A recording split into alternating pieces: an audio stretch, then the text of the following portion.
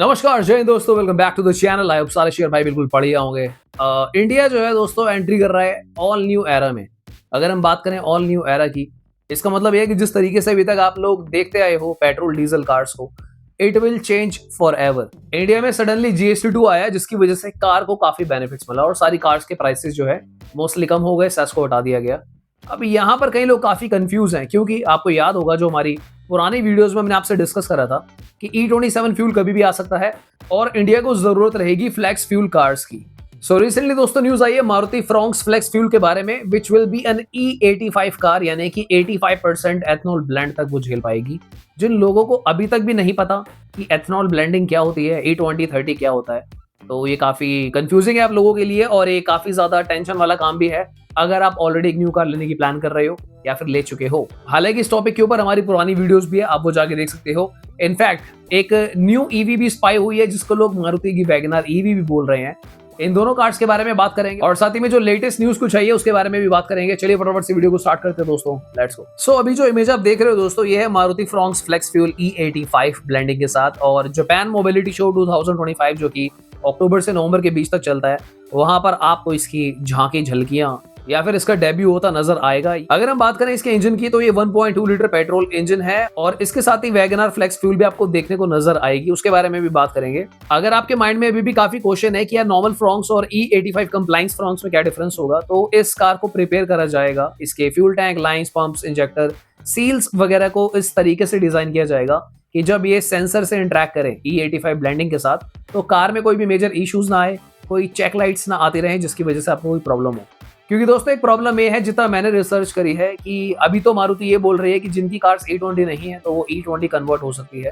तो अभी हालांकि वो किट्स भी ढंग से अवेलेबल नहीं है मारुति के पास। और अगर हम आगे लॉन्ग टर्म देखें तो ये इस तरीके से शायद नहीं काम कर पाएगा कि अगर आपकी कार E20 है तो उसको E27 या फिर E30 करने के लिए एक और किट बनेगी, फिर E40 के लिए एक और किट बनेगी।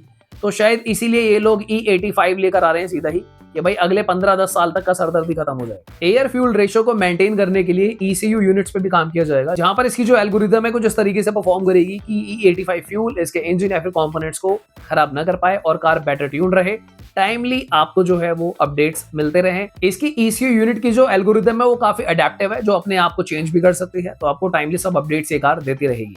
न्यूज के अकॉर्डिंगली जो ये फ्लेक्स फ्यूल इंजन होने वाला है दोस्तों, ये और भी बेटर परफॉर्म करेगा। अगर हम ब्लेंडेड पेट्रोल की बात करें तो ये जो कार आपको ऑलरेडी मारुति की स्मूथ लगती है, तो इसके साथ और ज्यादा स्मूथ टॉर्क आपको प्रोवाइड करेगी और टर्बो में ये काफी अच्छी परफॉर्मेंस आपको ऑफर करेगी। यानी कि नेचुरल एस्पिरेटेड इंजन में तो आपको मजा आएगा ही, साथ ही में टर्बो में भी आपको बेटर परफॉर्मेंस और ज्यादा ये कार देने वाली है। अगर हम बात करें कार के स्टाइलिंग की, इंटीरियर्स की, तो वहां पर कुछ मेजर चेंजेस शायद आपको देखने को ना मिले। बस कार का जो एक्सटीरियर है वहां पे फ्लेक्स फ्यूल की ब्रांडिंग नजर आएगी ताकि आप लोगों को पता चल जाए कि ये फ्लेक्स फ्यूल कार है। यहाँ पर एक सबसे बड़ा क्वेश्चन ये आता है कि क्या GST 2 इसलिए आया था कि मार्केट में जो पेंडिंग कार्स है उसका स्टॉक क्लियर हो जाए, क्योंकि लोगों ने कार खरीदनी बंद कर दी थी और कार काफी कम रेट्स में बिक रही थी, तो लोगों ने खरीदनी शुरू कर दी वापस से। क्योंकि suddenly E85 flex fuel WagonR और मारुति का दिखने का मतलब ये है कि मारुति जो है इंडिया का, आपको पता ही है, काफी ज्यादा स्ट्रॉन्गेस्ट प्लेयर है और ये लोग काफी ज्यादा कार्स को सेल करते हैं। तो हो सकता है सबसे पहले ये लोग ही पहल करेंगे E85 कार्स को लाने की। कुछ टाइम पहले मैंने आपको बताया था कि महिंद्रा की फ्लेक्स फ्यूल कार्स भी आपको देखने को मिल सकती है। टाटा पंच भी इनफैक्ट फ्लेक्स फ्यूल में काफी पहले स्पाई हो चुकी है, तो आने वाले दिन काफी ज्यादा इंटरेस्टिंग होने वाले। अगर हम बात करें फ्लेक्स फ्यूल कार के इंजन आउटपुट की, यानी कि परफॉर्मेंस की, तो जितना मैं चेक कर पा रहा हूँ ऑलमोस्ट सिमिलर ही है। 1 लीटर में आपको नियरली 100 PS ही मिल रहा है और जो उनका 1.2 लीटर NA है उसमें भी सेम ही पावर है, यानी 113 newton metre. So power performance को लेकर कुछ इतना मेजर आपको डिफरेंस नहीं देखने को मिलेगा और ये CNG में भी अवेलेबल रहेगी, जो कि अच्छी बात है। तो ये 1.2 लीटर बाय फ्यूल होगा, so that's a good thing. काफी लोग मुझसे क्वेश्चन कर रहे थे कि यार क्या वैगनआर का भी कोई EV आएगा या फिर मारुति कोई ऐसी EV लाएगी जो कि आपको 5 से 7 लाख की रेंज में देखने को मिले। सो दोस्तों यहाँ पर मारुति की एक EV हमें न्यूज में देखने को मिल रही है, which is vision E sky EV, और जो दिखने में काफी हद तक वैगनआर का एक बड़ा वर्जन लग रहा है जिस तरीके की इस कार की डायमेंशंस है। क्योंकि इस कार की जो लेंथ है that is almost 3400 mm, width है इसकी 1475, हाइट है 1625। तो इस वजह से लोगों को लग रहा है कि ये वैगनआर हो सकता है। हालांकि मारुति ने कुछ ऑफिशियली अभी तक कंफर्म नहीं करा है कि ये वैगनआर ही होगी। सो फिलहाल जो इसका नाम है विजन E स्काई ही है। ये भी जापान मोबिलिटी शो में आपको देखने को मिलेगी, वहां से इसकी शुरुआत होगी, उसके बाद हमें पता चलेगा कि इंडिया में इसका क्या स्टेटस है। जितना मैंने चेक करा है दोस्तों 2026 में ये कार्स इंडिया में आनी शुरू हो जाएंगी, अब चाहे वो एंड में आनी शुरू हो या फिर आफ्टर हाफ। इस ईवी का जो स्टीयरिंग है वो आपको डिफरेंट देखने को मिलेगा, विच विल बी 3 स्पोक स्टीयरिंग, और साथ ही में आपको यहाँ पे 12 इंचेस का इंफोटेनमेंट सिस्टम देखने को मिलेगा। एक तो मैंने एक बात रियलाइज करी है कि जो भी ईवीज आती हैं उनके इंटीरियर्स बहुत ही ज्यादा अच्छे होते हैं, बहुत ही लुभावने होते हैं। इनफैक्ट मैं एक रिपोर्ट पढ़ रहा था जहां पे मैंने ये देखा है कि 2025 में भी, यानी कि जब हमने जून क्रॉस करा, हाफ के बाद ईवी की सेल्स डबल हुई हैं। यानी कि जब से ये E20 वाला सीन हुआ है, ईवी की सेल्स ऑलमोस्ट डबल हो गई हैं। मैं यहाँ पे किसी ब्रांड की बात नहीं कर रहा, मैं ओवरऑल बात कर रहा हूँ पूरे इंडिया से। So there is a strong possibility कि 2026 से आपको टोटल सारी जो ईवीज है डबल देखने को मिल सकती है। इनफैक्ट मिस्टर नितिन गडकरी की कुछ स्टेटमेंट्स भी आई है जहां पे वो ये बोल रहे हैं कि ईवी कार्स का प्राइस आईसी कार्स के सिमिलर हो सकता है। अगर आप चैनल को सब्सक्राइब करके रखेंगे, मैं आपको टाइमली इसके बारे में भी अपडेट्स देता रहूंगा। अगर हम बात करें इस ईवी की रेंज की, तो ये एक चार्ज में आपको 270 प्लस किलोमीटर की रेंज ऑफर कर सकता है।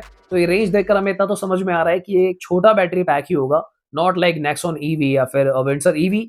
तो अभी तक इसमें क्लैरिटी नहीं दी है मारुति ने कि कितना बैटरी पैक यहाँ पर आएगा। तो पर मैं आपको बता दूं कि ये काफी बड़ा वाला बैटरी पैक इसमें नहीं देखने को मिलेगा। सो क्योंकि 270 की रेंज है तो आई एम एक्सपेक्टिंग इसका प्राइस काफी ज्यादा नहीं होगा। MG कॉमेट या उससे नीचे की ही प्राइस रेंज रखी जाएगी।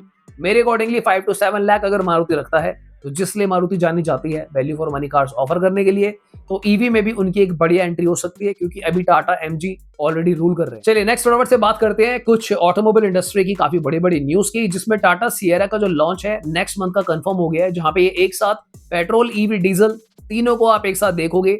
सो अभी तक यहाँ पर जो भी लोग वेट कर रहे थे कोई 4300 mm की कार खरीदने का, आई हाईली रेकमेंड थोड़ा सा रुक जाओ, टाटा सियरा को भी देख लो, क्योंकि हम खुद देखना चाहते हैं कि 1.5 लीटर का जो एक 4 सिलेंडर इंजन की न्यूज आ रही थी, क्या वाकई में टाटा वो लोग लेकर आ रहे हैं, और अगर ला रहे हैं तो वो कितना जानदार और शानदार होगा। रेनो की क्विड ईवी भी इंडिया में स्पाई होने लगी है, और एक्सपेक्टेड है कि इस कार का प्राइस भी 7-8 लाख रुपए के आसपास होगा। अगेन ये भी टाटा टियागो ईवी और कॉमेट ईवी को टारगेट करेगी। सो अगर आप एक सस्ती ईवी लेना चाहते थे, क्योंकि इसकी रेंज भी आपको जो है 300 से नीचे ही देखने को मिलेगी, तो इस कार का वेट कर सकते हो। न्यू ईयर से पहले पहले इस कार का लॉन्च आपको शायद देखने को मिल जाए। टोयोटा हाई राइडर का एक न्यू एडिशन देखने को मिल रहा है, जहां पर ये काफी अमेजिंग लग रही है, जहां पर डीलर एंड से आपको ये जो है मॉडिफिकेशंस देखने को मिल रहे हैं। अंदर से येलो और ब्लैक का कॉम्बिनेशन देखने को मिल रहा है, जो कि काफी हद तक स्पोर्टी भी लग रहा है और थोड़ा बहुत टैक्सी की याद भी दिला रहा है। तो आई एम कंफ्यूज, आप बताओ ये कैसी लग रही है हाई राइडर। आप इस एडिशन का नाम रखा है सिग्नेचर एडिशन। तो by the way already Toyota Hyryder बहुत प्यारी कार लगती है, चाहे आप इंटीरियर्स की बात करो, एक्सटीरियर्स की बात करो, और अगर आपको ये कॉम्बिनेशन पसंद आ रहा हो और आप मन बना रहे थे, तो you can definitely check this car. Maruti e Vitara का लॉन्च कंफर्म हो रहा है दोस्तों दिसंबर में। तो अगर आप ईवी लेना चाहते हो, पर आप चाहते हो कि मैं बस मारुति की ही ईवी खरीदूं, सो यू शुड वेट, क्योंकि ई विटारा ऑलरेडी एक 5 स्टार कार है और मारुति जाने जाती है बेटर माइलेज के लिए। तो क्या ईवी में भी ये लोग उतनी बेटर माइलेज दे पाएंगे, नहीं दे पाएंगे? So let's wait and watch. Recently Himachal में टाटा कर्व ईवी को देखा गया है, जहां पर ये पुलिस कार बन गई है, और मुझे काफी अच्छी लगी, क्योंकि कर्व जिस तरीके की रोड प्रेजेंस लेकर आती है, सेफ्टी लेकर आती है, तो मुझे लगता है ये काफी बढ़िया कॉम्बिनेशन है, देखने में बहुत अमेजिंग लग रही है।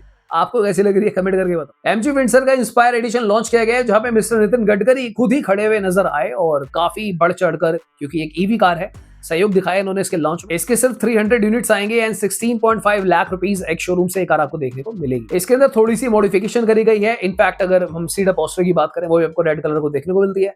सो शायद इसलिए कुछ टेस्टिंग कर रहे हैं कि क्या ईवीज में भी लिमिटेड एडिशन जो है आ सकती है, और थोड़े से एक्स्ट्रा पैसे ब्रांड भी कमा पाए। लास्ट में मारुति ने अपना 5000th स्टोर ओपन करा है, यानी कि 5000 स्टोर मारुति ने कंप्लीट कर लिए हैं, और ये तो बढ़ते जाएंगे यार, क्योंकि मारुति के पास काम बहुत है, इनकी सेल्स बहुत है, और अगर आप कस्टमर को बेटर ऑफर करते हो तो सेल्स भी बढ़ती है। हालांकि रिसेंट आंकड़ों के अकॉर्डिंगली सेल्स थोड़ी सी डिप हुई थी, आने वाले दिनों में उसके ऊपर बात करेंगे।